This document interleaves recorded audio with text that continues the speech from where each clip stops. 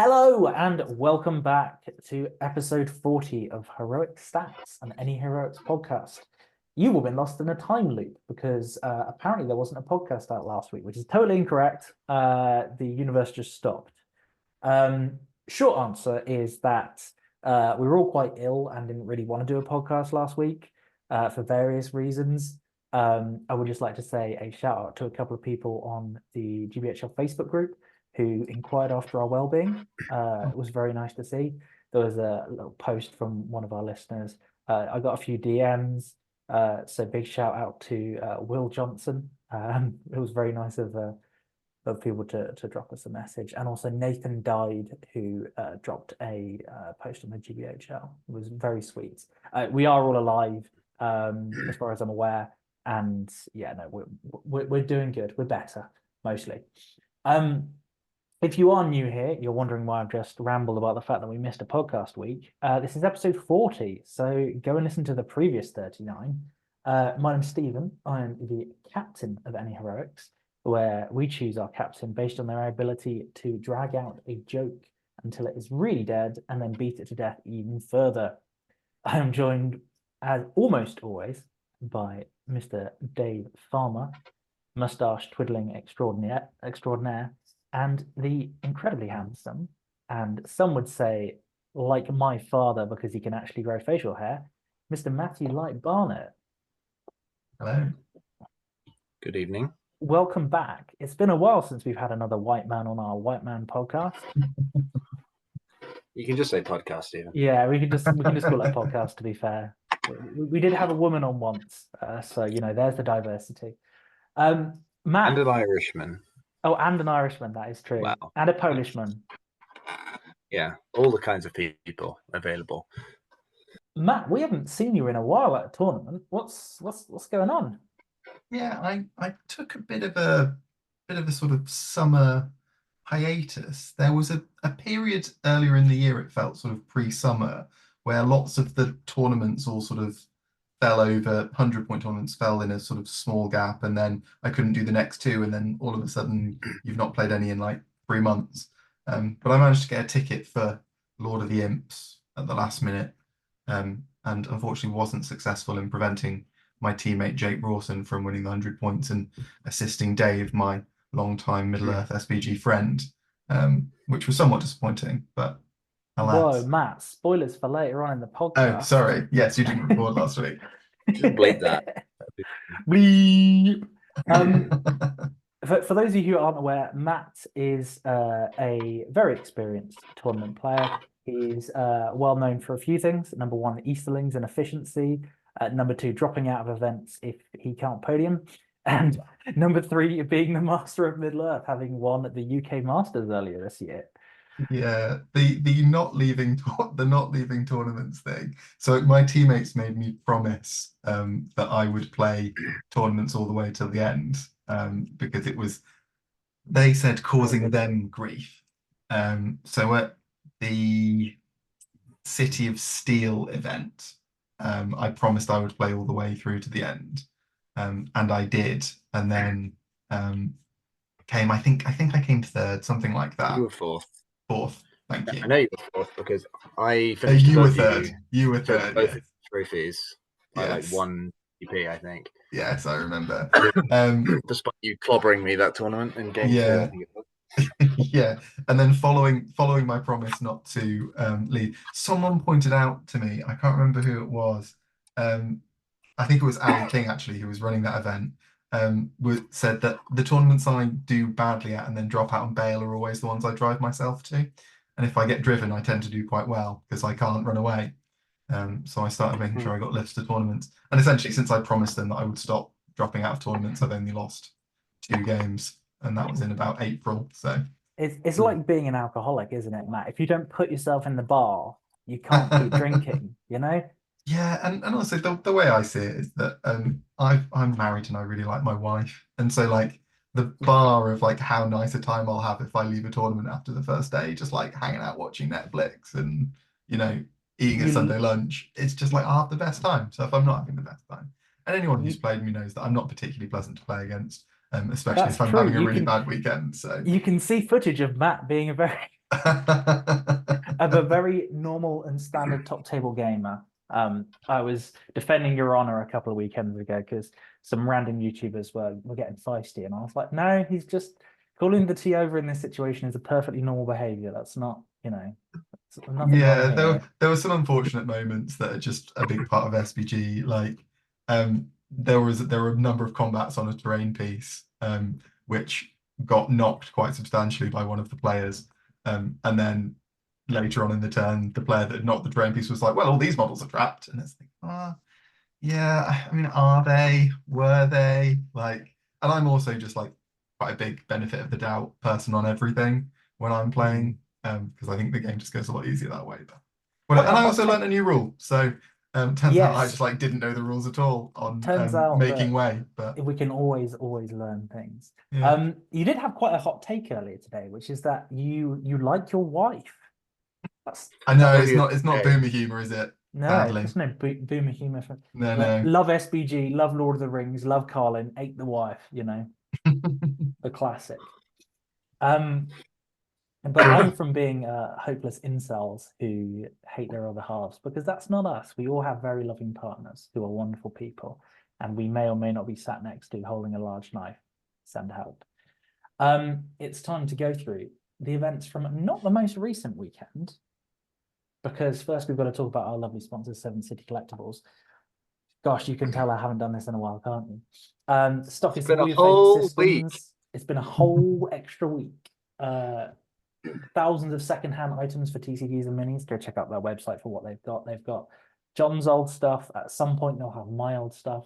They've got Middle Earth, 40k, Lorcana, Magic the Gathering, Pokemon, Yu-Gi-Oh, Star Wars Legion, terrain, paints, etc. Just go and have some food there. The food's really good. They've also got bevs. So if you fancy a chill Saturday night or Friday night, just go there. Go buy a ticket to an event. Get your ticket to the 7th City GP next year. Now we talk Not held about at 7 Collectibles. not held at 7th City Collectibles because getting 150 people in that hall would be Yeah, I mean it barely held 36. yeah. Anyway, Events let's of get on with it. not the Chop most chop. recent weekend, but the one before that, Lord of the Imps. Oh my god. That imp is holding something questionable. Matt, take us through the format of this one. Just real quick, like. Yes, so 550 points. On the first 7 games, so quite a lot. Your leader from day one dies overnight, and you have to replace him with the next highest ranking hero from day one. They become your leader day two. You fill it in the points again, and can't have any heroes of higher up. And Contest of Champions was a guaranteed scenario to start day two. So quite a lot of list building considerations and within quite a tight points value. So lots to think about. I really like the format. I didn't like 550, which is why, spoilers, I chose to go to a different tournament this weekend that was on the same weekend. And it's rare for me to choose not to go to a GBHL 100. And one of the few reasons is because there's another GBHL 100 happening on the same weekend. So there's all the scenarios are fixed or semi-fixed. I think there's like 2 possible scenarios for the last 2. But if you get one, then they fixes the other one. So there's a 50-50 coin toss essentially. And then if you get one, you get another one that is different as opposed to the same. But with fixed scenarios and a very specific list building criteria, you can do some very specific things. At 550, it's looks a little different to how it's looked in previous years, where it's always been 700 plus previously. But it allows for some interesting creativity, and I think this rules pack is quite it's a little cheeky. An important thing is the army list doesn't have to be the same day on day. So if you were running the classic example is Lurtz's scouts can become Ugluk scouts. If Lurtz and his warband disappear, Ugluk becomes the leader, and you bring in some orcs, and suddenly you've got a different legion, which is similar. Or you can do like Riders of Theoden can become Rohan, and the reverse of that, so that you're you're not too constrained. I think it's quite a nice rules pack actually. And the interesting thing about it from a sort of perception of the community point of view when building lists, because I agree, Dave, everyone in our team certainly felt like the list building was quite constrained and not very fun, etc. It was where it falls in the calendar is that it fell between Will's tournament of Dice and Men in Ripon, where you got mighty hero on your leader and high points, and also unnumbered tiers, which is very high points with 2 special items. So those were creative list building with twists, with lots of points at your disposal. So I think people were really chafing when they had to deal with this tournament. But knowing the scenarios going into it actually gives you a lot more information to work with. So I wasn't able to play imps to start with, hadn't got a ticket, didn't think I could, had the weekend free, got one later on, sorted my list out, and it was very interesting and very easy to gain an advantage in. But I think a lot of people kind of gently noped out as a result. Anyway, I assume the next slide has the list after we've said who got both. It does. I would firstly like to say a big shout out to Harry Parkhill, who just had his firstborn child just before the event. Now, as an excellent experienced TO, he knew that this was the due date, or was roughly around the due date, and organised for 3 backup TOs who were all there. So big shout out to Will Champion, Jack Darlington, and Tim Elwes, who were all stalwarts of the community for various reasons, and probably names that you hear if you watch the results come in at all. He also did turn up a bit later on, and obviously he did the awards and presentations and whatnot. So I think this was I want to say it's like the 7th or 8th time he ran an imps. That's off the top of my head. Is it not? The first time was in 2021. Yeah. Okay, this is like the 4th or 5th time. Well, 5th. There was 2 in the first year. He did an 80 version of it, and then he did a 100 in the same year, and then he's done it every year. I'm not here to report the facts. I'm just here to get. Well, I remember that because I won it the first time it was 100. So it's definitely building up and up as one of the sort of mainstay events in the calendar. Yeah. I think exactly. Really, I think 550 was a misstep personally. I don't like 550. I think it's too small, but it did put me off the event personally. Yeah, the format has really bedded in. People are really enjoy the format, generally speaking. Yes. Anyway, let's crack on. I think it is important to test out these things, and we did still see a lot of people turn up to the event. I still think it still maxed out its capacity. I saw that, yeah. So yeah, I mean, 550 is fine. It's just not my personal preference. Yeah, exactly. I think it stifles the format a little bit, but also if you want to do something different, I mean, he's done very big points, he's done medium points, and now I guess it makes sense. And he runs a tight ship with a good event, and that's why people go to Harry's events. That it's as simple as that. We don't actually have any photos of Best Painted, which was James Griffin. Terrible reporting from me last week, and also this week. But I do know that most sporting was Dom Lord. And we will move on to the previously mentioned 3rd place list. It's almost like we're all very experienced imps goers here. Tom Wag with Lurtz's Scouts into Ugluk Scouts, which is not only a fluffy choice, but also an effective choice, apparently. Yeah, so important thing to note here. So, okay, let's quickly run through this. Day 1, he's got Lurtz, Ugluk, Moher, and they're all Marauders, or they're 100% Uruk Scouts in Lurtz's Scouts. There's no Orcs in it. He's got a drummer in Lurtz's Warband. Then on day 2, Lurtz's Warband, he's like stacked Lurtz's Warband with Urukai, which is how you should do it. You want to buy yourself as much flexibility for your day 2 list as possible. As you can see, he's gone from 35 models up to 40 on day 2 because he's brought in Grishnak and he's brought in Snaga and a bunch of Orcs. I think Ugluk Scouts is really good at 550. It's like a top tier list, or like borderline top tier. 40 models, strength 4, fast movement. It's got halfway decent shooting and a +1 to wound in combat. Like, it's not like top tier, but it's got a lot of play. It's really good. Like, it's really solid, and like the way the heroes combine is quite nice. Like, it's similar to Kirith Ungol, but more hoardy with less reliable heroes. But like, you don't actually need the heroes to do loads for this list to be good. It's all about the troops. Also, for it's worth noting that while Lurtz's Scouts isn't as good, the scenarios that are played on day 1 with Seize the Imp, which is Seize the Prize, Domination, Storm the Camp, and the Imp's Curse, which is the custom one.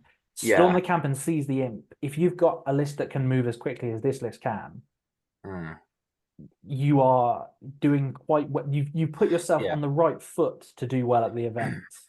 Yeah, I mean the drum and Lurtz, even without spending any might, all 3 heroes have March, but without spending any might, you can go 11 in a turn. Like, It's very good. I mean, like, that makes it almost impossible to lose to surprise. You just march, and it's like, cool, my entire force is covering the objective turn 1. Yeah. What are you going to do about that? It's like, you can't do anything about it. There's nothing you can do other than go first and also have a marching flyer. I also the point you had about stacking Lurtz's warband to then remove it and then have as much flexibility as possible. Yeah. That is something that when I played imps last year, I did a very similar thing where I had an Elrond warband filled with Rivendell Knights. So I think that is something that people are picking up on, is you stack the warband you're losing to provide you with the ability to just go, cool, most of my army's changing to fit the day 2 scenarios. Also, the final scenario, Imp's Curse, specifically rewards that kind of decision making, because that scenario it's a modified double scenario, much better than the actual double scenario, I might add, where your leader's warband has to deploy in the center of the board, and then on the far side of the board, like within a certain distance of the center, you deploy your leader's warband, and then your rest of your army is on the other side of the board. Like again near the board edge, so you're coming on behind. Basically, you're sort of simultaneously outflanking and being outflanked. So some people would like to run Denethor because Denethor is a super easy, cheap drop that you can almost run the same list both days. But then this scenario, Denethor stinks at because he doesn't have any might and he doesn't have any. He's weak and he's in the middle of the board. So even if he has a nice big warband, it's like that warband is always going to get jumped because you can't call a heroic move with it. Yeah. I mean, last time I played against a Denethor game in this scenario, and I just double black darted him and killed him immediately. And it's like, it's not good, especially when the scenario scores points. Yeah, the scenario scores points for breaking leader and lieutenant kills, and that's it. And so having a vulnerable leader in that really stinks. Obviously, you get him out of the way and you play contest, but that's basically knowing that's going to be a bad scenario for you. I'm interested that. So obviously this one you kind of would rather have the drummer in the other warband in this scenario, because you want to catch up as quick as possible. But they're so fast, it's not really a big deal. You can sort of just march with Ugluk and then you'll be right behind them basically immediately. One thing I've noticed with this as well is if you want to deploy kind of away, like back as far away from the middle as you can, you end up with basically your opponent's force right up your ass instantly. It's like really close. So you have to be a bit careful. One of the big problems that was that's the one and only game that Matt and I have played together is this scenario last year. Yeah, it was pretty comical. Where I very quickly was like, if I win the deployment roll off, I lose the game because the Dragon Emperor sandwiches me, drums, and then the other side is the Witch King. Excellent. So I promptly rolled a 6, won the roll off, deployed in the middle, and was like, cool, I'm playing for minimum VP loss here. One of the big problems that was evident at Imps this year, me and my teammates, as you'll see from my list, a lot of us played a similar list. We all won quite quickly.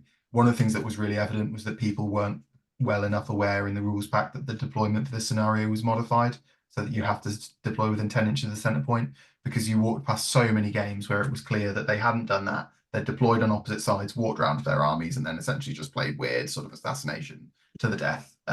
So I think that that's definitely something that needs an announcement, that's very, very clear. But regardless. Yeah, I mean, the fact that it's an entirely custom variant of a double scenario, which people don't really play much, makes me think that people would have looked, because... Well, it's because it says it's modified no escape. If you just, modified whatever the doubles one is called. If you just said this is the scenario and wrote it all out in full and didn't mention it was like any other double scenario, you wouldn't have that problem. Yeah, and the issue is that what happened, the deployment for it is you've got the 6-inch band across the middle, and then there's also the stipulation that you must be within 10 of the center point. So some people were just playing the 6-inch band and forgetting the 10. Some people were assuming the 6-inch band was gone and you just had to be within 10 of the center point. There were like multiple ways you could mess it up. Yeah. So moving on from Mr. Thomas Wag, if my mouse will work, it's Matt LB, Matt Pound. Matt, run us through Matt's list. It's your list. Yeah, this is my list. 4 players list on the weekend, I think. It's a combination between being completely insane and also having absolutely massive glaring faults in it that possibly cost me the tournament as well as my bad play. So day one, we've got Rohan with Guahir. We've already described the scenarios. Seize the prize is the first one, and the second one, your leader starts in the middle. Guahir's insane at both of those because he can either run off, start on a climbable terrain piece, whatever, and he can pick up the prize, and it's all dead easy. As it happened, he didn't manage to dig up the prize and I had to play properly, but that is what it is. And then on day two, it turns into Riders of Third. And last time I was on the podcast, I talked at length about why this army is absolutely fantastic at this kind of points value. The great big F off glaring issue is that I have one too many models on day two. This was a massive problem because it meant that quartering myself was a bit more of a pain in the ass because I had to kill one more model. Whereas if I had to kill one fewer model, that just makes it easier. And obviously, a lot of my models are quite good as well, so they don't die very easily. If I had my time again, I would have 8 models instead. Yeah, exactly. Whack throwing spears on Dernhelm, Aemir, and he's already got them. Can Theoden have throwing spears? No. No, he just can't. Throwing spears on the royal guard, then I guess. Yeah. What you could do is you could drop royal guard to riders and have a smash captain, a cheap one. Wait, so you've got 50. You've only got 55 free points if you drop those. It's not ideal. Well, the captains are 55 points. Yeah, but then you drop to what, 7 models, and then you don't have the objective taking power, which you do need for. Yeah, and what it is you have to make changes to both days. So you have to be like taking out Daewine, having like more taking out Daewine, dropping 2 Rohan guard, and having 2 smash captains. It's a muddling. Yeah, it's more difficult to do than it seems. Yeah, realistically, exactly. you have to, instead of adding the royal guard, you have to throw in like some bits on everything. Yeah, so you've already got the spreaders and everything. So it's not like. And then you've got to think about what that's doing on day one and what's happening to it. There's a lot of moving parts to it. I would say that you've said a few negative things about the list. 550 points is excellent for Riders of Theoden, and contest with Theoden as king is normally quite shit. But at 550, the biggest hero you're probably going to come into is like a Lurtz or a Shagrat level thing, where and you've got the sort of day farmer special of Aemir to just like plow into their leader, and when their leader's going to be crap, he's really good at that. People who say Aemir's bad are wrong. They absolutely are. He's fantastic. And the thing that happened in these games, well, lots of very good, very easy things happen. You need to get lucky to do well at a tournament as well. I came very, very close to losing Contest of Champions because Theoden killed 2 models in a heroic combat on turn 1. And I was playing against Arnor. And then the next 7 wounds that he did were all saved by Malbeth saves. So it was a lot closer than it needed to be. Yeah, exactly. I think this list is probably the absolute best thing you could do in this tournament that wasn't because you have to actually design a list to beat this. There are lists that you can design to beat it. And as we'll see on the next slide, my teammate waited until all the rest of the teammates that were going decided that they were playing the same thing and then played something to counter them. And that's fair play if you want a 100 pointer. Wow, that's I would quite say that. Wow. I would say that this list, by the way, is like pretty much. This is exactly like day 2. That's really hard to deal with because it's hard to.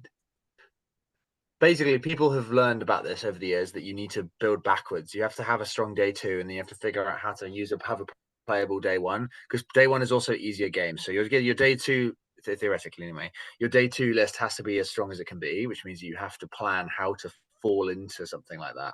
And Guahir is such an obvious choice because he's a fantastic leader, provides lots of help in the scenarios that this can't already deal with. And you don't have death, but you also sort of like you want it, but you don't need it. You know. Yeah, you've still got a bucket of like you have it when you really need it later on. Yeah. I mean, you've got 50 might, a hero with 3 heroic combats, and then the Rohan flag. Yeah, so so you're not in danger of running out really. I noticed you also made the most important upgrade on day 2, which is giving Dernhelm throwing spears, because and you might not have noticed this as a very frequent Riders of Theoden player. Dernhelm throwing spears they're like crack because you're like, oh, I've rolled a 4 to hit, bless you, and I need a 5. I'll spend a point of might. I'll get it back next turn. It's no problem. they're just another thing to forget. Wow. Okay. Maybe you should write it down at the Right, time let's of go on to the your. first. Let's go on to the first place Let's list. go. So, yeah, they're good. They're good, but I wouldn't say that Okay. they're amazing. Okay. Well. Okay. Go on. First place, Mr. Jake Rawson, Mr. And you heard it here first. Scoop for the bugle, Mr. Betrayal my teammates by picking lists to counter 4 of the top players at the event. With a Corsairs of Umbar and Isengard into Isengard combo, which is quite interesting. Isengard Mordor. Oh, sorry, Isengard Mordor. Sorry, everyone forgets the mouth. Yeah. So we had on day 1 Dalamir, Fleet Master of Umbar, as the leader with 7 Black Nuns, 4 Corsairs with Spear, and 3 Corsairs with Spear and Shield. Alerts with a Shield, 5 Uruk-hai Warriors with Crossbow, 4 with Pike, an Orc Warrior with Spear, and a demo team, and then the tried and tested Isengard Assault Ballista. Now, day 2, he swaps to Alerts with actually an identical warband plus 1 Orc with Spear, the Isengard Assault Ballista again, and then the Mouth of Sauron with 7 Black Numenoids, 5 Moran Orcs, and 2 Moran Orcs with Shield and Spear. So 32 models into 33 models, 6 bows on both days, and also a big ballista bow. So, I don't like this list particularly, and obviously he's done well with it. I'm surprised that this list was able to do as well as it did, because, like, I know the bombs are good, but 82 points worth of bomb at 550 feels like an awful lot. I feel like, I guess the point is, like, maybe your opponent has like a smaller bit of their army that blowing up is really high value, but I'm not seeing how this was able to win some of the games. I think there must have been, like, no shade to Jake, because obviously he's a good player. There must have been some luck occurring at some point, because I just don't see how this could reliably win every game. Day 2, I think, looked solid, but more solid. People's list at this event are just horrible by and large. I mean, Tom Wag played very well over the weekend, I'm sure, but that Isengard list just like doesn't do anything exceptional against any lists that are really good at this points value. But that's why you refer to it, Dave, as a sort of tier 1.5 kind of list, because it's good like until you play. I think it's great. Yeah, it's good against if you play against some sort of random stuff. But if you play against like a 40 model honor army, it's like a bit awkward sometimes. Yeah. If you play against like a 50 model lake town, it's a bit awkward. And like if you play against Riders of Théoden, it's a bit awkward again. Like it's got that kind of problem. So I'm just going to see if I can have a look at the lists that Jake played against. I've already got them up, so I can. Oh, okay. Very nicely done. So scenario 1, which was Seize the Prize / Imp, was against Hayden Fairburn with Moria. I don't name and shame everybody. Oh, apologies. No, just the armies. Apologies, Hayden Fairburn. So scenario 1, Seize the Imp was Moria. Yeah. Then so like this I think specifically, this is good at like, without seeing the general spread of armies, this doesn't feel that good. I think it's possible that maybe the army level was like lesser because of the difficulty in constructing, like Matt alluded to earlier. I see this being fine at domination, assuming you don't get matched into like Goblin Town or something sad like that, because Goblin Town at 550 would absolutely crush this in double numbers, horrible. And then sorry to interrupt you, Dave. I can remember the armies that these were at the event. So round 1, he plays against the Balrog. Obviously, his army's pretty good against the Balrog. Round 2, he played against Ben Haslam playing Garrison of Dale, which should absolutely annihilate him. Apparently, from my recollection of their story after this game, in the first 2 rounds of shooting, Jake killed 9 models, which all had bows, and Ben killed like 1. At which point Ben then couldn't win the shooting war and had to walk towards him, so obviously lost that one. He then draws with Sam Grattan. He then beats Erebor Reclaimed. Again, lots of high model dwarves. What was Sam using? I know Sam was using Mordor. His Witch King and stuff, right? Yeah, and then he plays against Erebor Reclaimed in the middle scenario and just gets bombed. Again, good there. Then he plays day 2. He's playing against Rise of the Necromancer at contest, which turned into Black Riders. And Black he wins. Riders. and he won that game because his opponent made an error and allowed Jake to table him, and so Jake won 2-4. Oh dear. Yeah, and I then mean, fair enough. Like that happens, but it is. yeah, then it gets better. Then Yeah. the next round he plays against Azog in Pits, I believe, which had Sharky's Rogues Day One as the leader. So again, one big model, and then he plays against me in the last round. So it's a pretty comfortable day for old I mean, Jakey. I wouldn't say contesting against Black Riders is comfortable at all. I think that's just fortunate that his No, but opponent. it's very comfortable. It's very comfortable when your opponent allows you to win the game for free.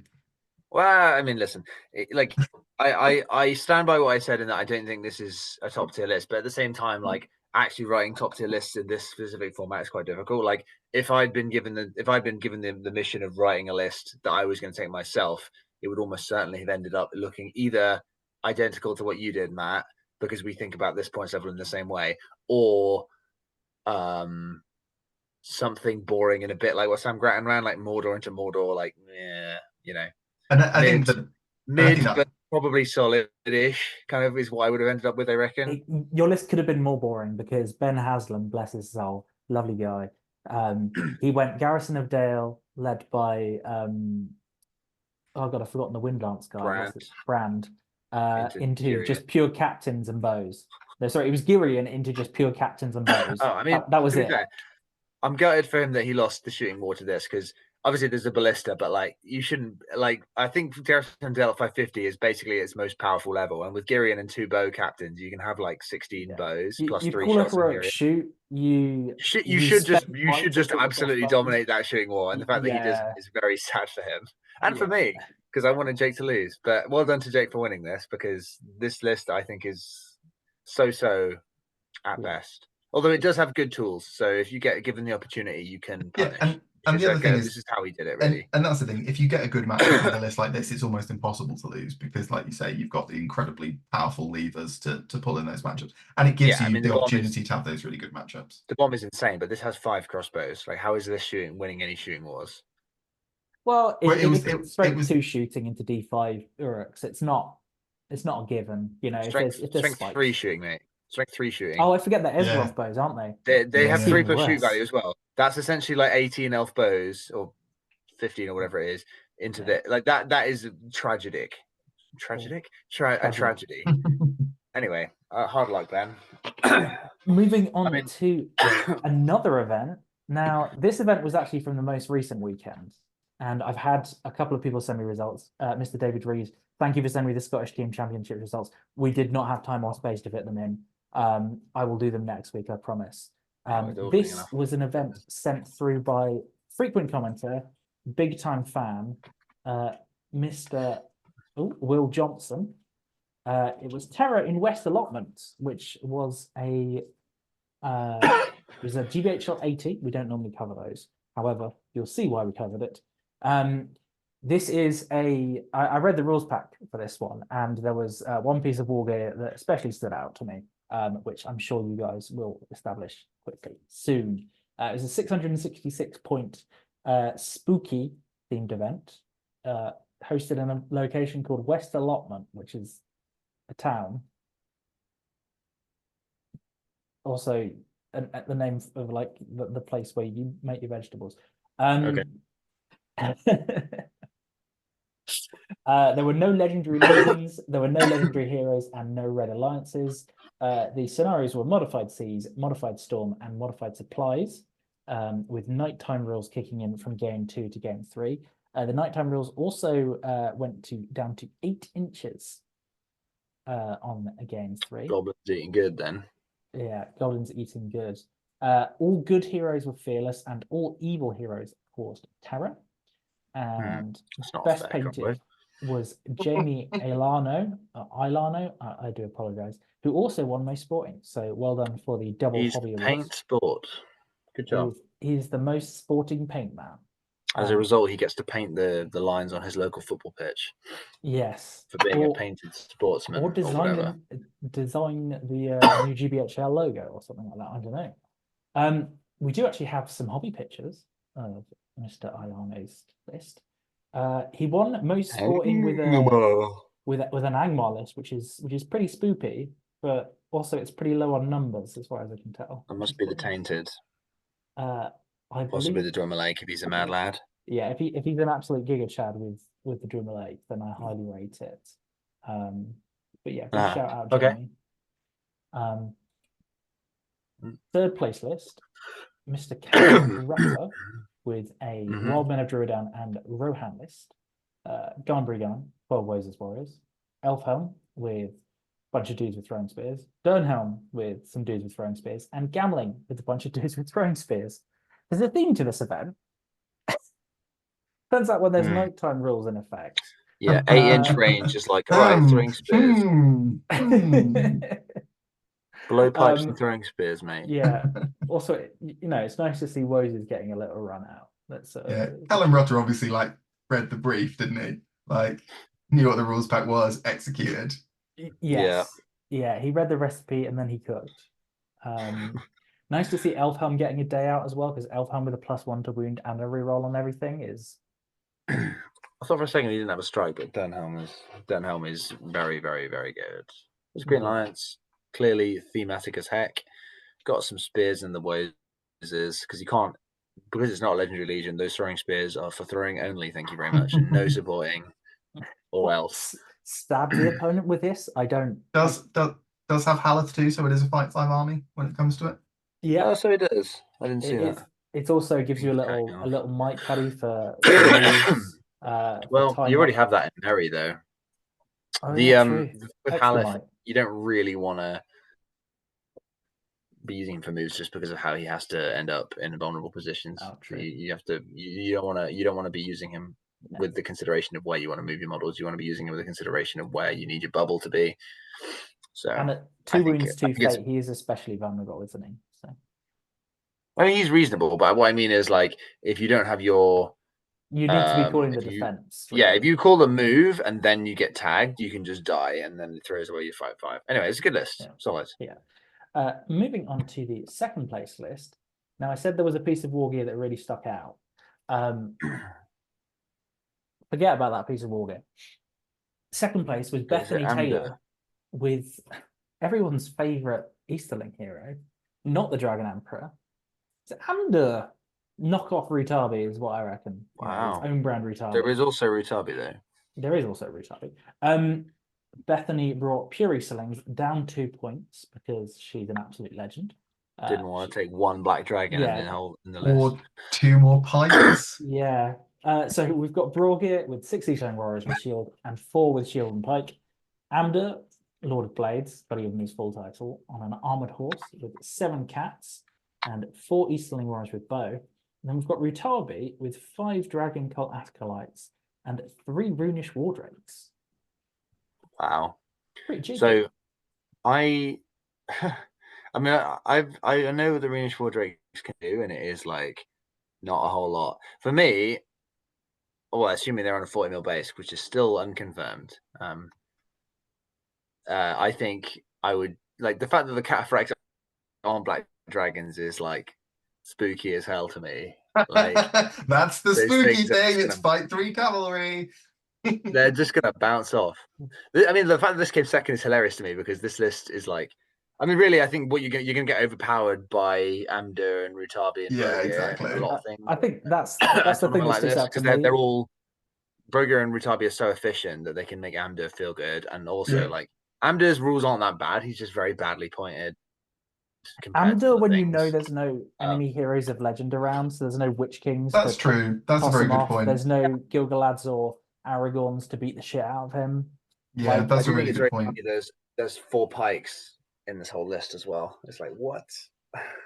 Yeah. You look at Easterlings and you're like, no, I don't need pikes. I don't need the Dragon Emperor. I don't actually. I can't conceptualize aesthetics. how it was stood. Yeah.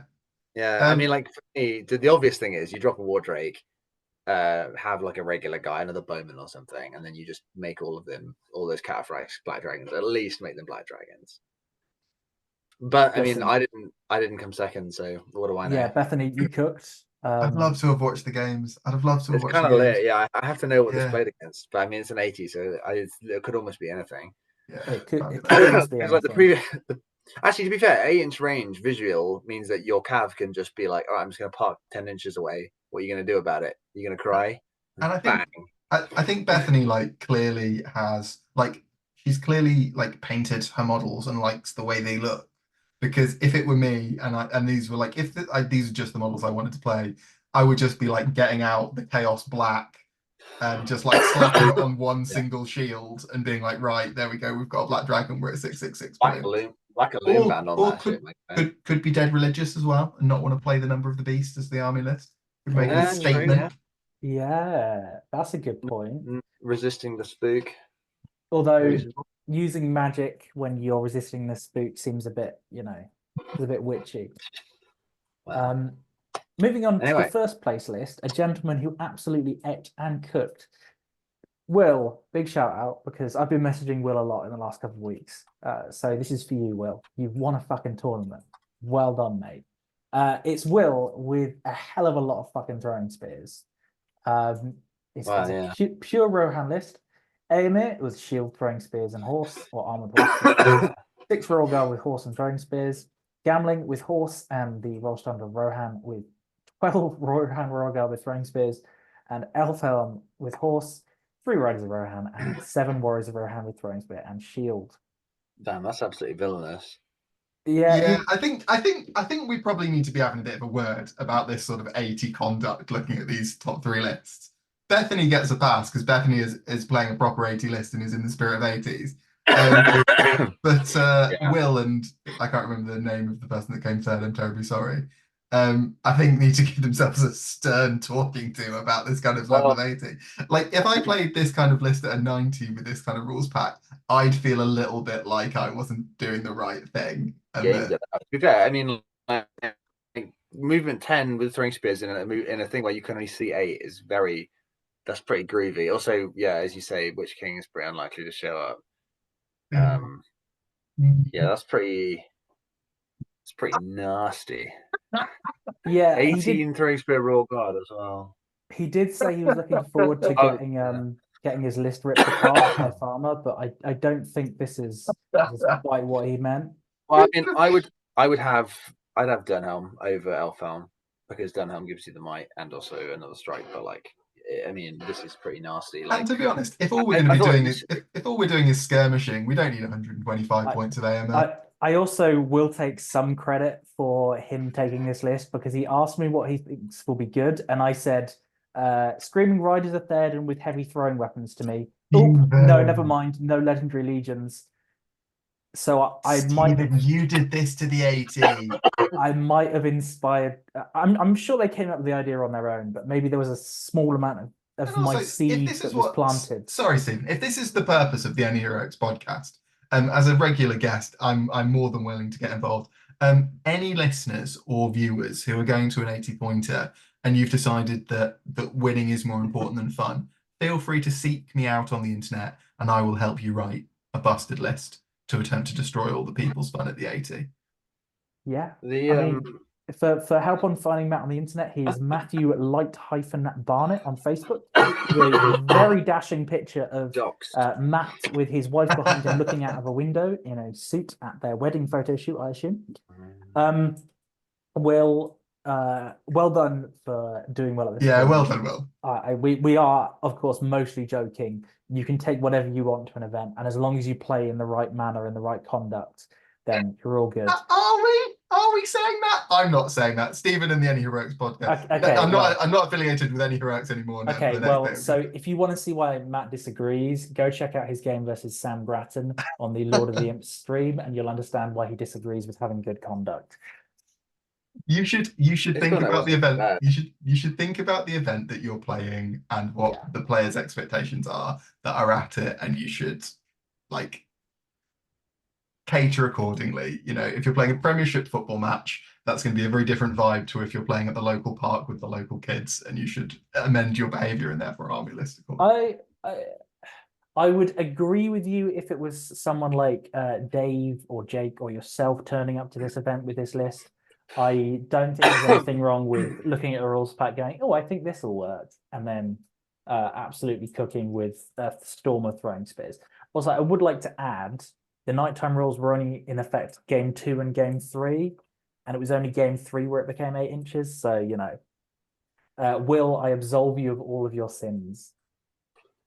Wow. Come forth and be baptized, my son. Oh, brilliant. Moving on to another event that's actually from not the most recent weekend, the weekend before. Now we've finished the controversial section of the podcast. It was Battles on the Coast, Numbers Beyond Reckoning. The tournament organizer was Mr. Connor Glover / Connor Faulkner. It was held in Bangor. I barely know her. Ha ha The ha city ha in ha Northern ha. Ireland as In opposed Northern to Ireland, not Wales. It was 1,000 points. Now that is a meaty tournament. One that I was considering going to. Best painted was Patrick McCormick, and most sporting was Gearoyd McGinley. I'm very sorry for definitely mispronouncing that. Sorry, I'm laughing at your pronunciation. Yeah, this was a GBHL 100 on the same weekend as Duel of the Imps, which normally isn't supposed to be possible, but because of a scheduling whoopsie with the Northern Ireland, Scotland region, they were under numbers for the number of hundreds they were being allocated, and so one of their 90s, which is this, that was 100 the previous year, was bumped up, even though it technically didn't meet the requirements because it was already on the calendar. It was the only viable option that could go. And I went last year and I won last year, and it was 1,000 points and I enjoyed it. So I thought, screw it, I'll go back. And then upon hearing that I was going, Jakob also decided to go because he also went last year and also had a good time because we both like 1,000 points. So good tournament, fun. Basically, it was, I think it was 15 scenario. It was basically all scenarios drawn randomly, but 3 of them were removed. I think they removed Seize the Prize, Storm the Camp, and Heirlooms. I could be wrong about that. They had a modified. They have a modified contest as well, where it's rather than 3-5-7, it's 2-4-6, and then you get 3 points for breaking, 1-3, and then you get 1 point for winning leader, 2 points for killing leader, and 3 if you kill the leader with your leader. So it's like a little bit more capable of scoring points, even if you kill their leader right away, basically, which I think is actually quite good. Anyway, let's move on to see what we got. Yeah. Bear with me 1 second. I was going to have a look at the rules pack to see which scenarios, but it doesn't actually matter. I can tell you what scenarios if you want. Importantly, actually, did you mention that it was VPs equals TPs, Irish scoring? I did not mention that. There was VPs equals TPs. I'm pretty sure you put the wrong person in third there, Denby. I hope not. Yes, you have. Yeah, you have. Jakob came third. Shay came second. Oh. I'm not going to apologize. Jakob, get wrecked. You did you've put the scores in. Surely you know this. Well, so here's the thing. Here's the thing. So in third place, You can't be expected to input 200-point tournaments in one weekend correctly on the slides day. That is beyond the pale. I would like to clarify the results are incorrectly. This was actually due to my own incompetence for my PowerPoint. So yeah, yes, in third place, the process of checking that the results incorrectly. Mr. Jakob Krockmal, ignore that second place there. With a list that him and Dave sent me within a couple of days of each other while considering which list to take to this event. Yeah. So this is a Mordor, Dark Denizens of Mirkwood, Moria triple alliance featuring Durbers as the leader with 2 Moria goblins with orc bow, 2 prowlers. Then Druzag, also from Moria, with a bat swarm and 3 wild wargs. Then he's got the Shadow Lord on Fell Beast, who's not his leader. 13 Black Numenorians, 1 Morannon orc with spear and shield, and then an orc warrior with banner and spear. Then he's got a Tesco Wraith with 2 might, 1 fate, and 10 will. And he's got 12 Morannon orcs with shield and spear. And then he's got the Spider Queen allied in with Bat Swarm. Oh, and Shelob, I forgot to mention that in Mordor. So the point is basically triple monster, double wraith, enrage Shelob, enrage the Spider Queen, all that good fun. A couple of bat swarms, 42 models. It's got a Black Numenorian Morannon battle line, pretty solid. It has all the business it can do to do well. the scenarios we played were, let me see if I can remember off the top of my head. We played retrieval. We played domination. No, sorry, we played the second was, well, we did play domination, Capture but we and played capture and control, then domination, then clash by moonlight, then destroy the supplies, and then hold ground. So it was like a pretty good mixture. This list is, I played against Jakob game 3 at domination, and neither of us wanted to go first because, well, you'll see both of our lists are relatively similar in some ways and really both want to go second, and he had to go first, so that was nice. It's a solid list. I think he ended up losing 2 games, but obviously because of the scoring system, you can finish pretty well. I think he lost against Assault on Helm's Deep with 3 ballistas at Clash by Moonlight, and the guy deployed all on top of a big building thing, which made it really hard for him to do anything.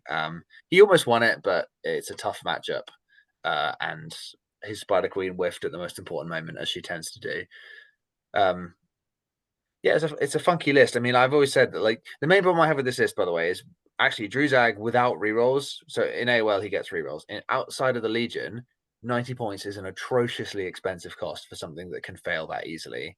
Because you're getting, out of your 5 casts, you're probably getting 3 with might, 4 if you push it. What Jakob was saying was, you start off rolling 1, and if you roll a 1, you spend the might. As soon as you don't have 2 might, you start having to roll 2 to make it happen, basically. But Fury, so having like Fury on the Wild Wogs and the basically Bat Swarms not having to terror test to charge things is so valuable. And it's the same with like, I mean, the Spider Queen and Shelob have high courage-ish, so courage 4, but like not having to roll is just much better than whatever your courage can be, you know.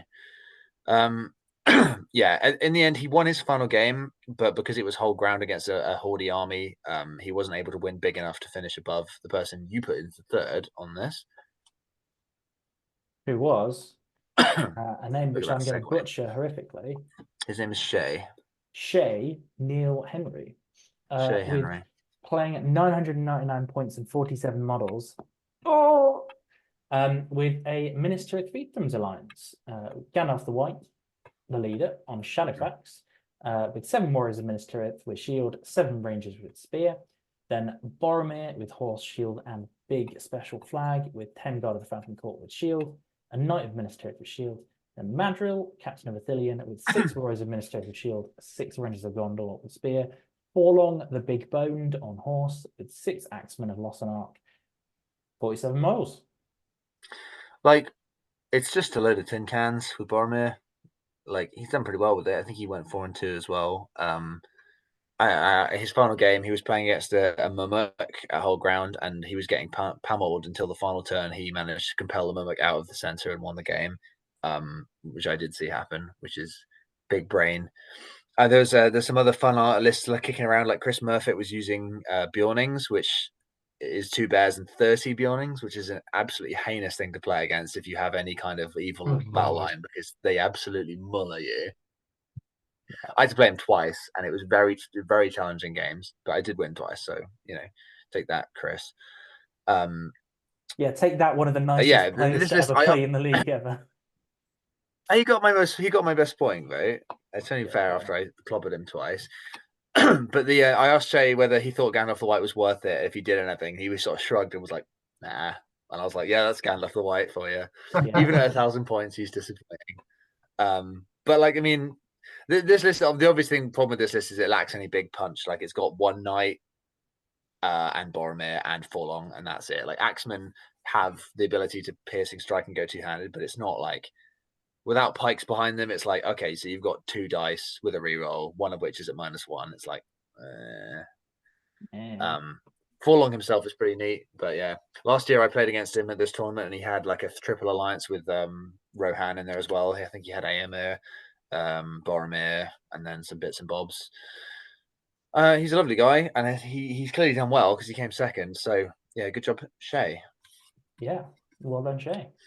Moving on to the no doubt incredibly handsome first place player. Oh, Mr. David Farmer. What? This guy was probably coughing everywhere. He still is. He's probably got COVID. A week and a half. I mean, it's possible. So this is my list. I won the tournament. I took Witch King, the 3-13-3 with a horse and crown, Shadowlord, Guritz, Shagrat. I've got 14 Black Numenorians, 15 Manans with Spirit and Shield, 9 Trackers, 2 Warg Riders with Throwing Spear, and an Orc Warrior with Banner. I've got the Spider Queen with 2 Bat Swarms. Basically, the only notable thing about this setup is I've got Shagrat by himself. My only logic about that was I would have done it with Guritz, but I think Guritz is less disposable than Shagrat in this list. Shagrat is basically just a beater fighter. In fact, in one of my in my final game, Whole Ground, he didn't come on the board for I think it was 5 turns in Whole Ground. It was like a 1 or a 2 every time, and I was like, Guritz is going to keep him off the board again. He didn't show up. Yeah, he showed up just in time to call like one important heroic move, and then the game was basically over pretty much. But yeah, this is just Mortal Spider Queen, 48 models. Isn't it glorious? It just doesn't lose the game. My basically the only thing I could have had instead would be like having a third Wraith instead of Guritz, but I liked I'm glad I went for the Master Reserves rule just because I thought 1,000 points, 3 Wraiths feels a lot better. But I'd have had to find 10 points somewhere, which would have been 2 less models, which is fine, but also, you want to have close to 50 if you can. I went for the second Bat Swarm because redundancy is good, and because I've got loads of points to spare. And I went for Shagrat because I was like, actually, another reliable fighter would be nice. So this is almost identical to the list I sent you back then, Stephen. But instead of the Wraith and a Felbeast for the Witch King, I went for Shagrat instead in the end. Yeah, I think because Guritz is one of those similar to Madril. Obviously, we saw in Shay's list. The higher points you get, and the more warbands you get, the more you're like, actually taking Guritz gives me someone who just saves me from having to spend might in horrific situations. Yeah, I mean, there was no guarantee that it's not like some tournaments where you're guaranteed to play it. There was a possibility we played twice, and there's obviously recon as well. But there's also we might not play at all, and like, but then like I was like, actually, this list kind of feels like it could do with a true might caddy. I don't really want to use the Wraith's might for that if possible. Yeah, there's no one here who you're looking at and you're like, yes, that might is expendable until you get to Guritz. Yeah. Yeah. And then I'd done the thing with basically in case we played Divine and Conquer, I put all the Black Numenorians and the Rannans in one side. Because then you can put the Shadowlord and the Spider Queen on the other, and then just have your entire battle line run to the middle while you use your Spider Queen to be a mischief maker. She did almost fuck it. One of my favorite things that you've ever taught me is the put all your battle line together, then the maneuverable or expendable stuff on the other side for Divide and Conquer.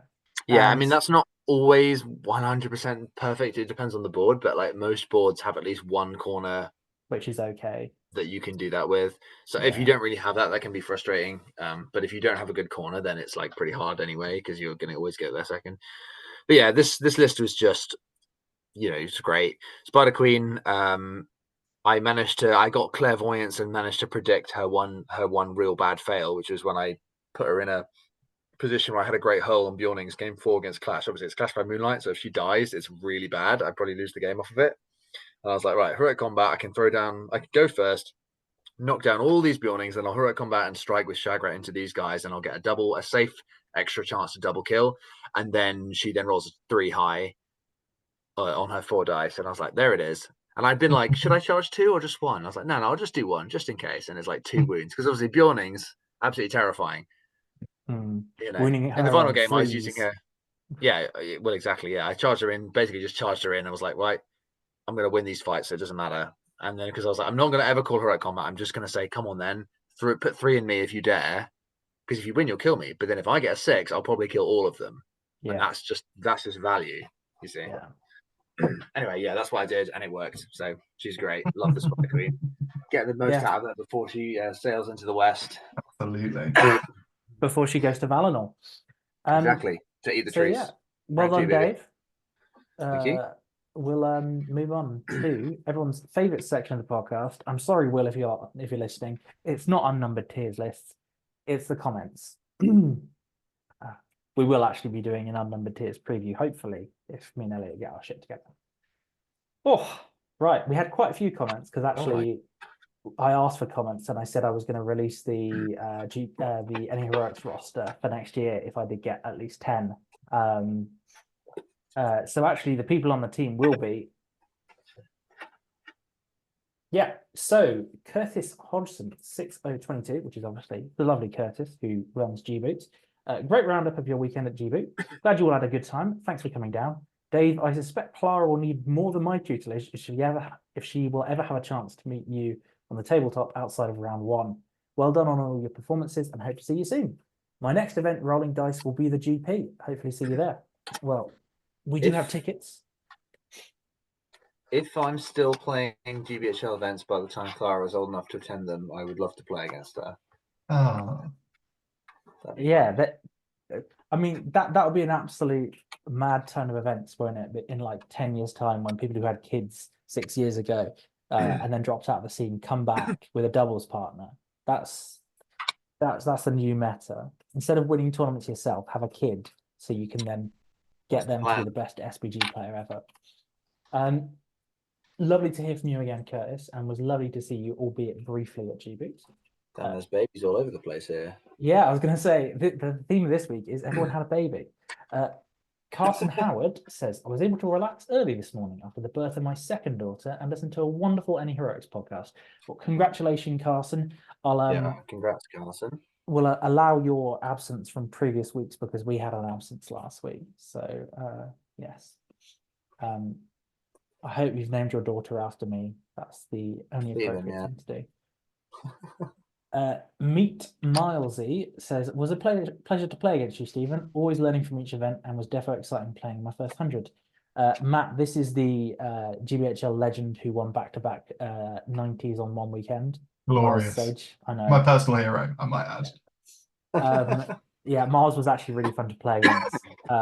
We did have a very nice game on the top table, even if the scenario royally fucked him because it was recon, and I had drum march and he did not, and then couldn't roll to come on the board, and then couldn't roll to win a single roll off. It was still it was one of those games, but he was still an absolute gent to play against. So thank you, Miles.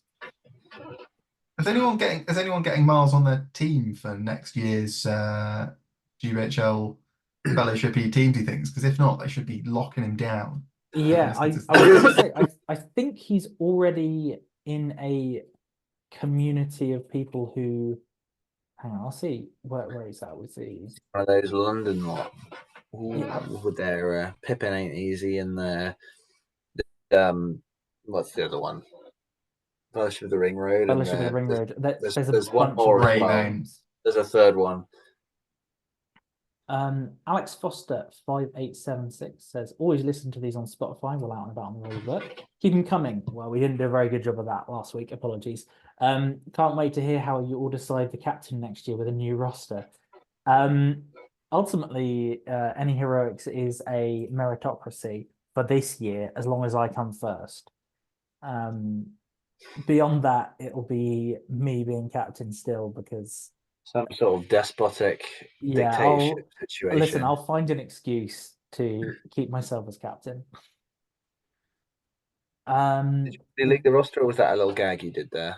I haven't actually leaked the roster. I want to make an announcement post, but I haven't come up with a funny joke for everyone yet. I've only got like 2 or 3.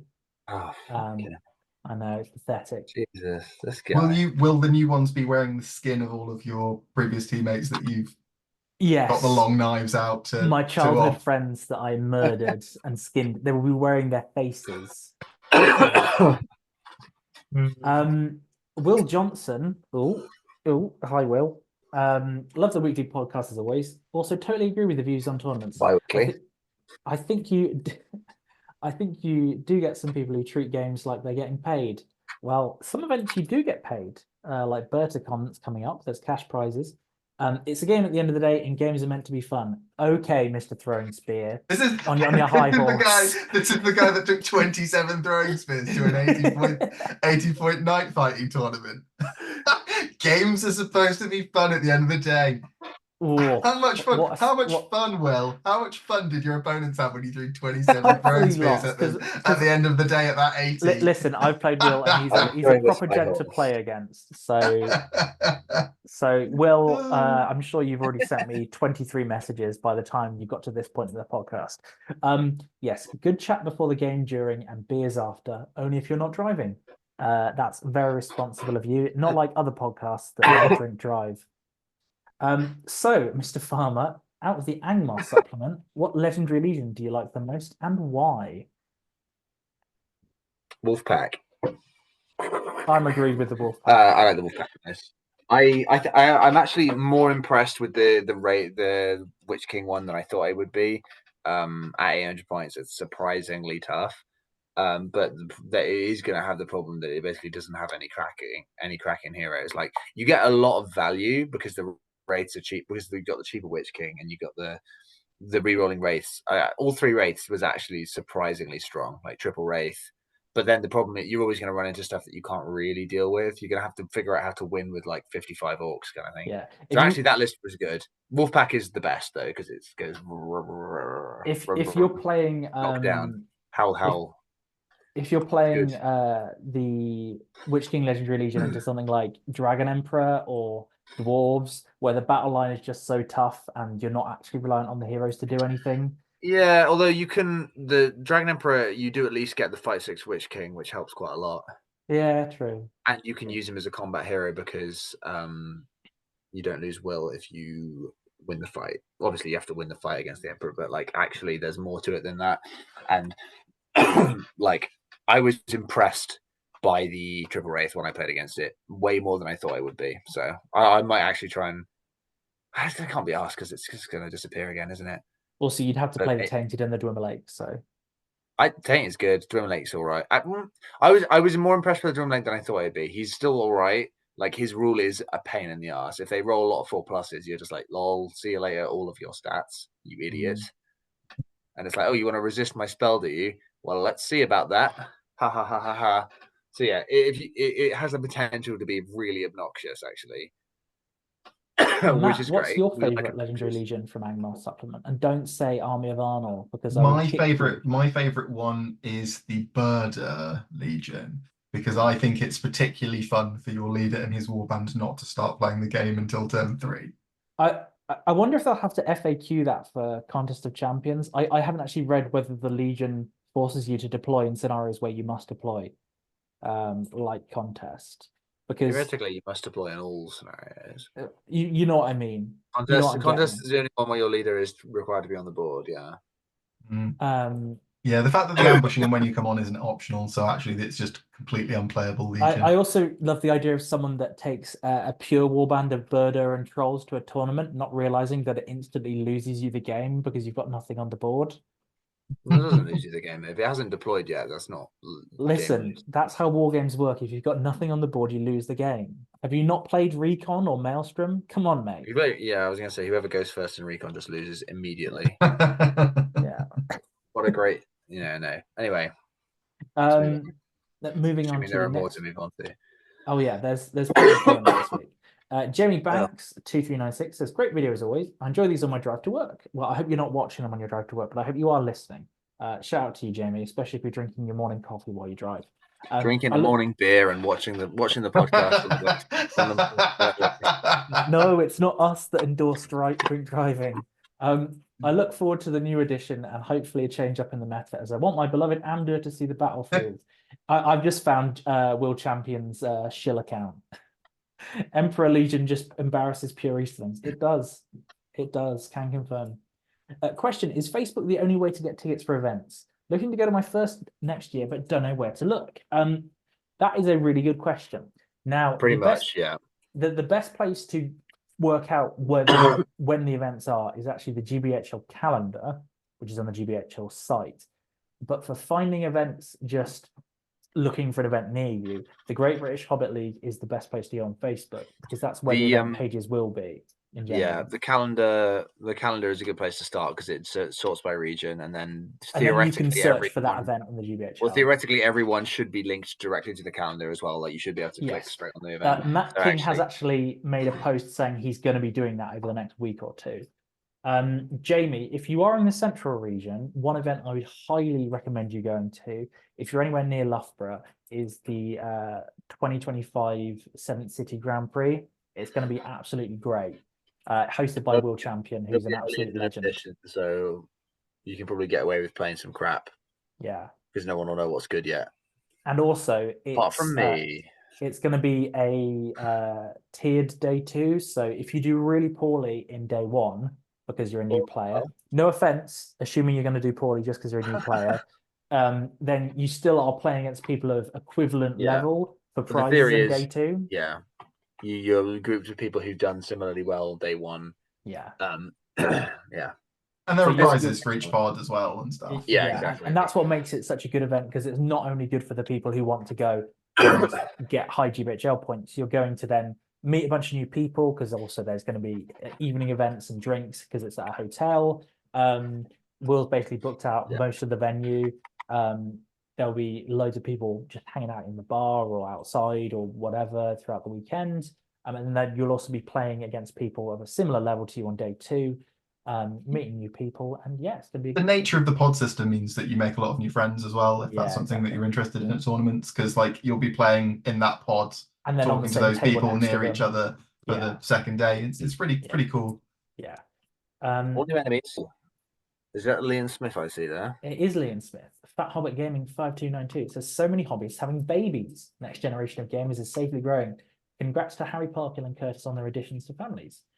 That has been the theme of the last couple of weeks, is we're seeing a lot of babies. In fact, one of us on this podcast right now is having a baby quite soon. It's me. Well, not me, my wife. Yes, soon, end of November. Matt is having a baby.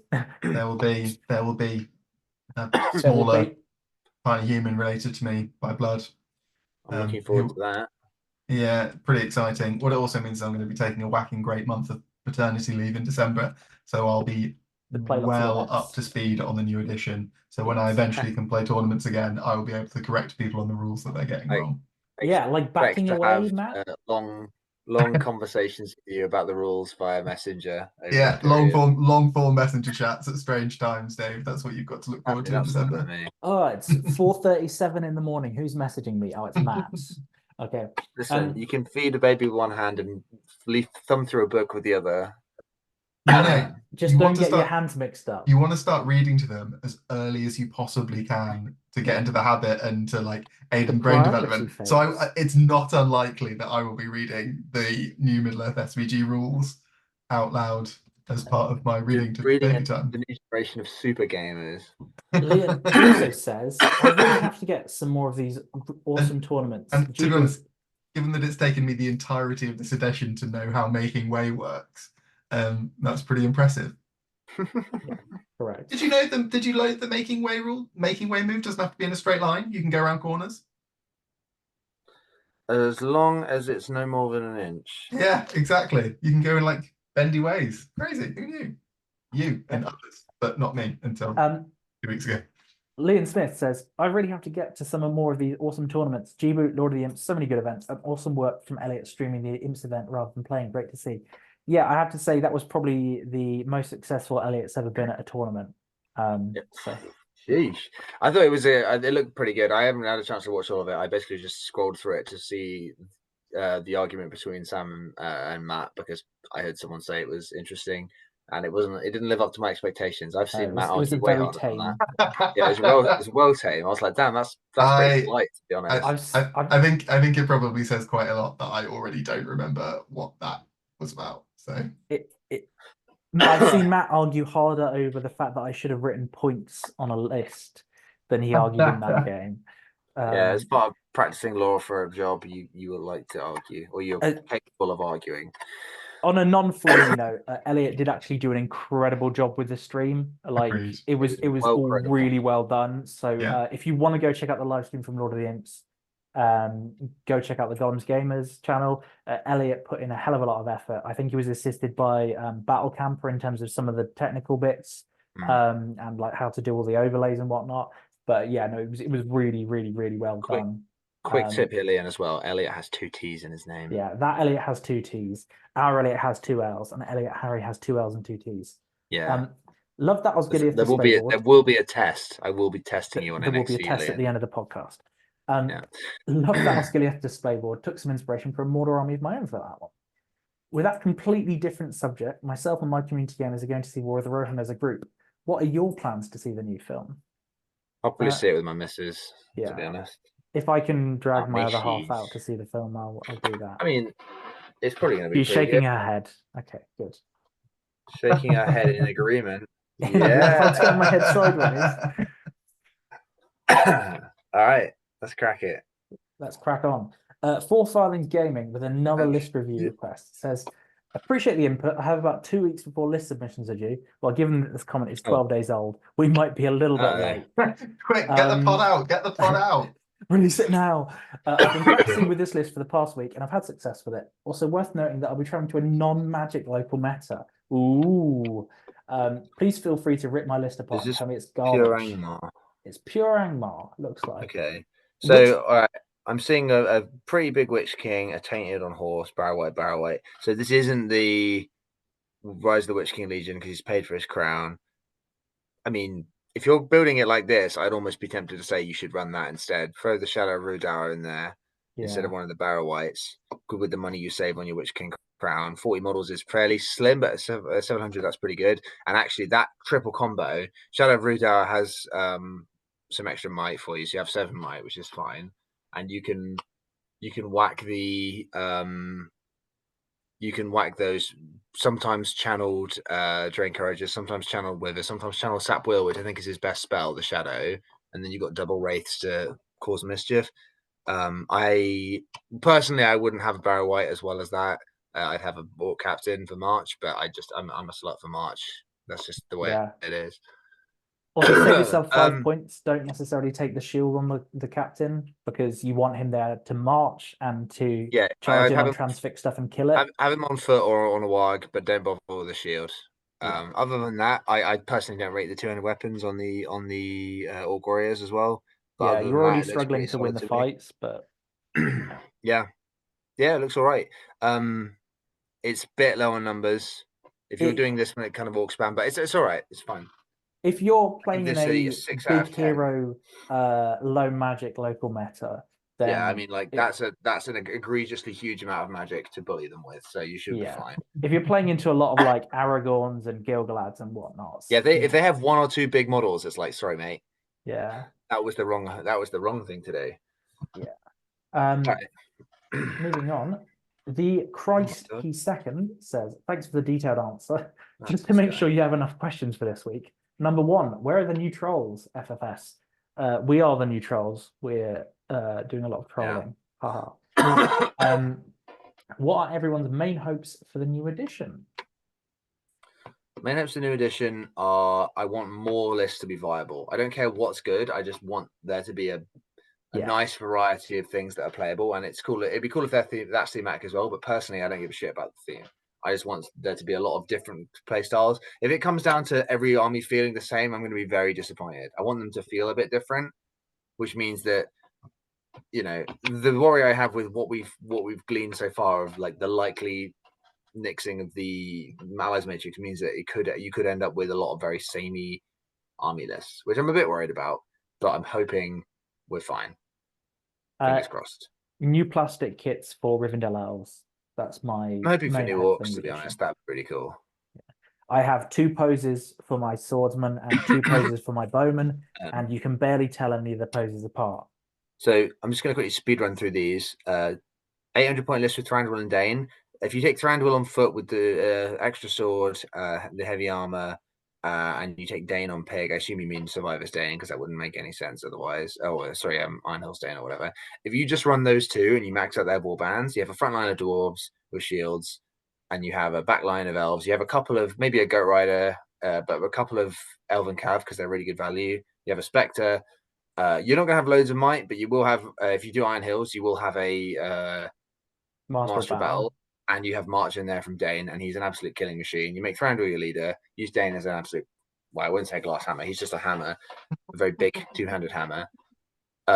And you've got a really solid start to a list there. I haven't ever written that, but I reckon if you max out their war bands, you probably end up. You're probably hitting about 800 points on the basis. You could throw a Survivor's Captain in by himself if you want to have a Might Caddy for 40 points. Any tips for using Saruman? You can use him in an Isengard army. I would say he's almost better if you ally in Isengard to something like Mordor. If you do want to use him for like a double caster Witch King with Saruman list, His issue is always going to be that Isengard peters off at higher points in general. Obviously, players like Jake Rawson with ballistas and bombs can do very well with it. But the rest of his list doesn't necessarily function as well at higher points because there's a big gap between the Saruman level and the Lurtz level in terms of usability. Well, I think the problem with Saruman in Isengard is he's just a lot of points, and like when you Yeah. factor in the best stuff in Isengard is the bombs and the ballistas, you're Yeah, like bombs, ballistas, he's like crossbows. 2 ballistas and a bomb almost by Yeah. himself, which is like a little bit of a hard justification. He's great though, and rerolls are great. I really liked running him and the Witch King together at 900 points. That was really fun. Yeah, having double that rerolling incredibly casters is reliable awesome. casting and the 80 There's actually a really lit list you can do with him and a couple of Crebain, and then you take the Witch King on Fell Beast and a Great Beast. Because that specific combo makes a Great Beast extremely hard to deal with. We saw it in the Nations Cup, right? It happens semi-regularly in like high-level competitive play, usually in team events because it has some very bad matchups that you can protect it from. But yeah, anyway, that's what I think. Are you grateful for my contributions? Yes, absolutely. Please continue to comment on our podcast, Christ. I really enjoy it. Sam AJ Barker says, "Hi guys, great listen on the way back from Lord of the Imps. Managing to win Contest of Champions with Mary against Thorin Kick Under the Mountain." Yeah, I once That is got amazing. I once got a 12-0 actually at contest against an Isengard list with Mary as my leader, which was a proud moment for me. Age of the Dwarf is over. The time of the Hobbit has come. Yes. Yeah, I agree. 100%. That is absolutely incredible. That's my main hope for the new edition is that Hobbits are playable because I've got a whole Hobbit army that I love and it's been shit for ages. So bring them playable, back. but not horrifically obnoxious as they used to be. They weren't horrifically obnoxious. People just need to grow up. Stephen, I think that those two terms may be used interchangeably when Dave is saying playable. Okay, fair enough. Alan Liddell says, "Firstly, I always write my army list down on paper. It's handy to whip out and show it to my opponents. Well, hey. Secondly, I don't know who this Dave Farmer is talking about. Never even heard of him. What this Dave Farmer is talking about. Never even heard of him. This is a reference to the fact that he won the last podcast we did. We had a photo of his handwritten list, and I was like, "What the hell is this? The Stone Age?" It was beautiful. Yeah, he has a gorgeous handwriting. Rushing your opponents with nothing but movement 8 Urix is the shit. Yes, Thomas Wag will agree. I'll admit that luck was on my side, and as I played and butchered the Rangers in Maelstrom, then passed all my courage tests to keep control of the objectives against Ian. After that's just a skill diff, really. Lurtz and he's flexing on us now. Metal Malher tag teamed the Emperor in one go. That put me that far ahead that Mr. Reed had to win by 11 VPs in the last game to overtake me. Yeah. Yes. Thanks for liking my handwriting. Yeah. Well, there you go. I've repeated myself. But yeah, Dave was telling me because he was in Northern Ireland last weekend. He was telling me that about the 11 VPs thing where he was so far ahead. It was like, oh, you have to actually 12-0 me to come ahead of me. Okay, I'm not going to let that happen. Yeah, it's very easy. If you're not gonna, you have to be trying to win to get 12-0. There's no way you can get 12-0 if you're explicitly trying to do anything other than get 12-0. It's impossible. So good job. He understood the assignment and he took it. Yes, my lord 2350 says, "Do you guys think that models that don't come with shields will lose the option in their rules for the new edition?" I hope they don't lose the option because Dowie will be out of a business. Yeah, he's already lost the axes market. Yes, I think that when you look at Rivendell elves losing shields, that would basically make the list even more unviable than it already is. They do have shields though, just not on the main models. It's like Galadhrim elves, even though that's a multi-pot plastic kit. It's like you get there's no shield that comes in that kit. Yeah, there is. No, there isn't. No, sorry, for the Rivendell ones. Yeah, for the Rivendell ones, there isn't, but there are Rivendell elves with spear and shield that exist. So you can't just say there are that profile models with shields. It's not like they would be losing the ability. It'd be like saying that you have to take a spear and shield. You can't just take the shield, which would be stupid. Okay. Well, I don't see that happening. I wouldn't be surprised if something like that happens. But yeah, but I don't think that example will happen. But you may be right. Like there may be some things that are losing options that don't have models. Yeah. Yeah. I think mainly because that's the thing you'll get the least pushback on. It's like, oh, you got rid of Reavers, and it's like, yeah, well, they never had a model, so Good figure. Meet Marzi says, here's a question. I'm afraid to ask, but do you think the Spider Queen will be discontinued next edition? I literally got all the Goldings and Mercury stuff to play the missions versus Thranduil's, but quickly fell in love with the Spider Queen model. I'll be heartbroken if she's gone.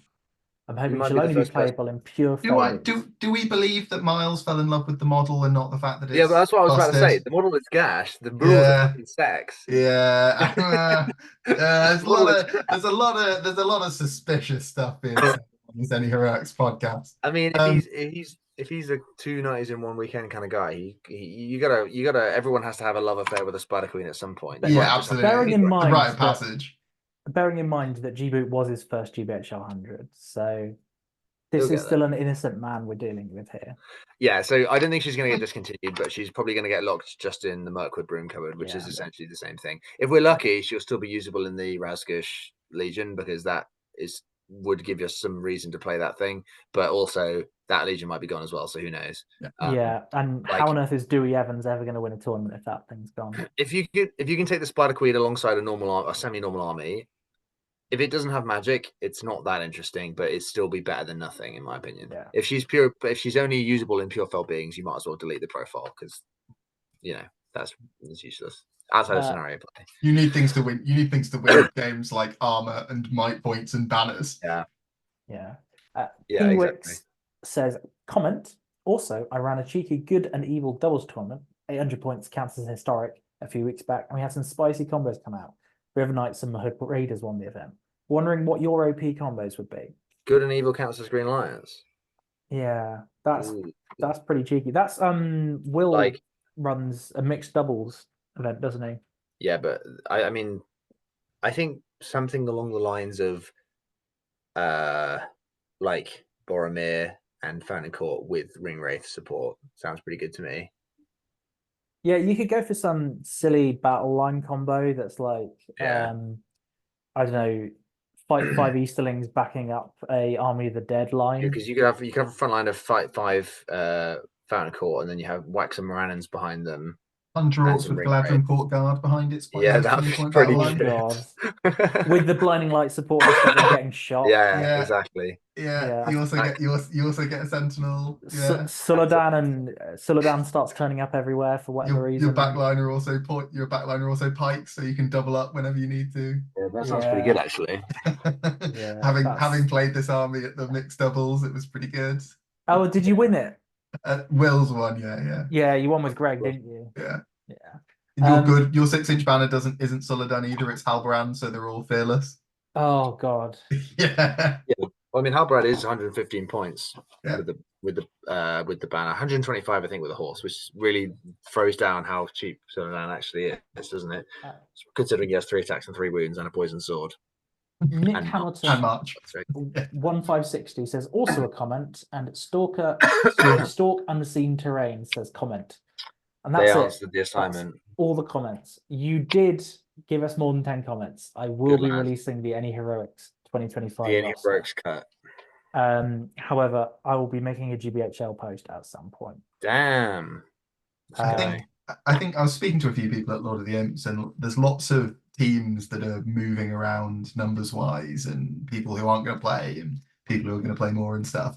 I think that there needs to be lots of teams Facebook posts happening soon, so that the community at large has the chance to think about things, basically.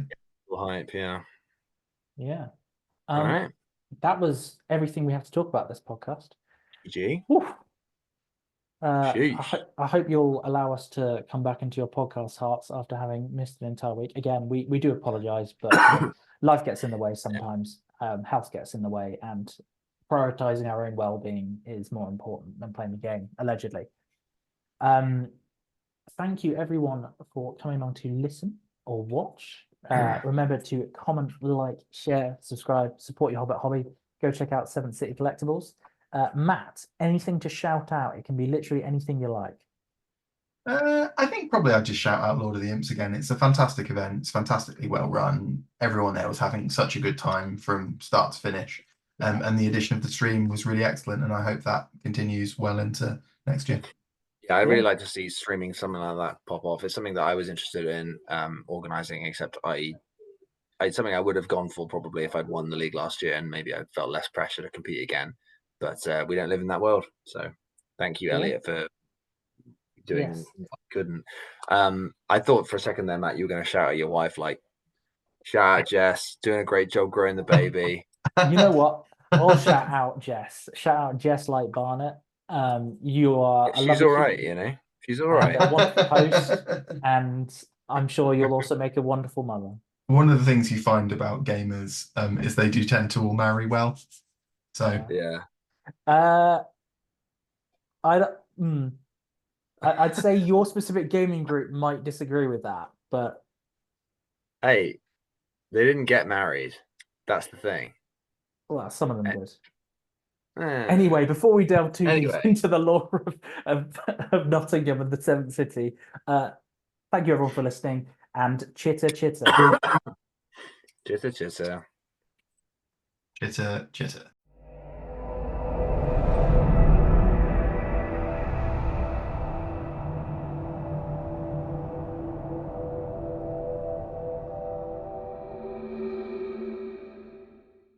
I wouldn't say he's bad. I was trying to catch you there. He's probably the better of the Elliots.